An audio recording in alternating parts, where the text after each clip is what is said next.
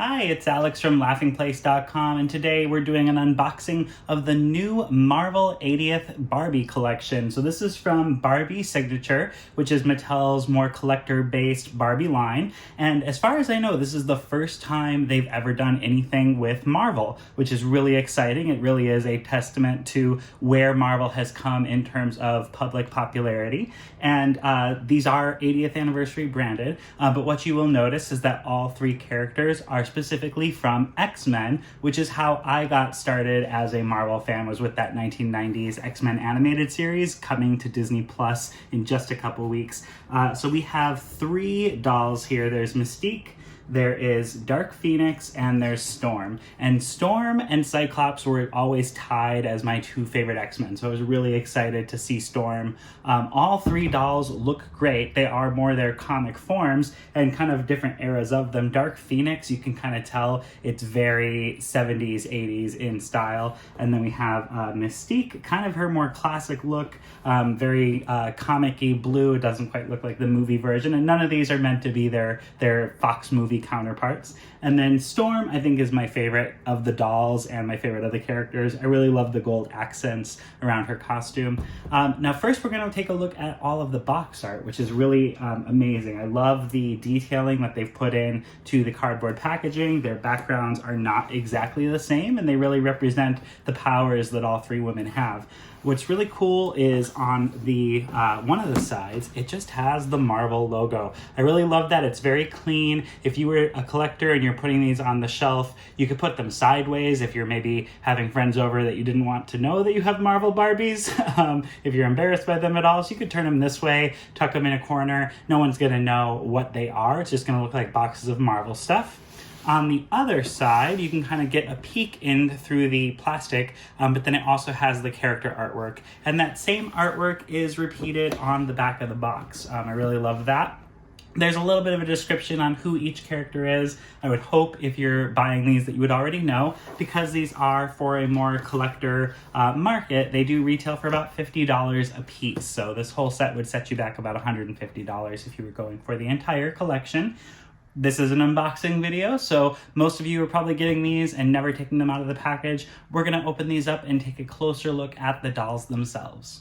And here they are out of the box. Now, the process to unbox them, if you're going to be opening yours up, I recommend opening the box from the bottom. It's going to be a lot easier to slide everything out, and it is completely possible to take them out of the box without breaking the pieces that hold them in place. You could then put them back in the same pose in the box like they were before, after displaying them for a short time if you wanted to.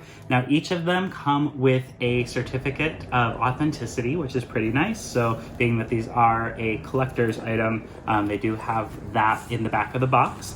And then they all come with a stand. So they're all seated on it right now. It just clips in to their thigh. So it's pretty easy to put them on the stand, nothing too complicated. And then you obviously have options to pose them. Now, articulation-wise, it is a Barbie doll. It is not the same level that you would get from like a Marvel Legends Hasbro figure, but Barbie dolls have become a lot more articulate than they were when I was a kid. So they now bend at the elbow and the wrist. Now, Storm has the cape that connects to her wrists underneath these. In trying to get her out of the box in an easier way, I was trying to remove those and actually couldn't. So I think those are on there permanently for this doll.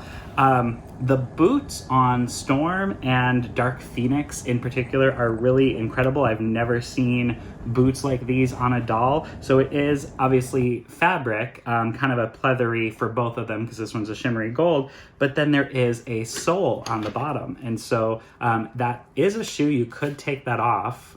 Looks like there is some tape under there because they don't want it slipping. But that was pretty incredible. I hadn't seen that before on a doll, so I was excited for that.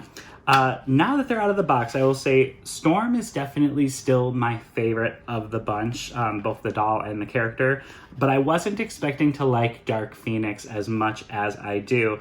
She does have this really hot red onesie with the gold phoenix on the chest, plus the gloves and the super tall boots with that really cool flat bottom. And then she has this, which is removable. Now there's some nice detail there. The little clasp is a golden phoenix as well. I wasn't expecting that. She also has really cool hair.